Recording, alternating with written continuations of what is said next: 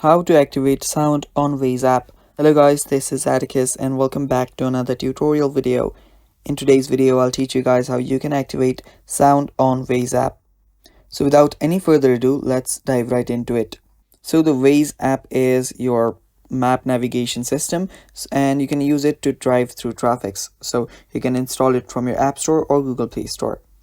After you install it, you'll simply need to give it a few permissions. You will need to log in into your account. And after you do that, what you can do is just go on this interface right here, tap on the hamburger icon that is on the top left corner. So tap on that. And after you tap on that, you will need to head over to your settings. On settings, to activate the sound on your Waze app, you'll need to head over to voice and sound. And right there, you will see your voice directions. Under there you should see your sounds. You'll simply need to turn it on. After you do that, your sound will activate on your Waze app, and that is basically all. Now by default it might have been on off, so simply turn it on, or even if it was on, you can turn it off and then turn it on again.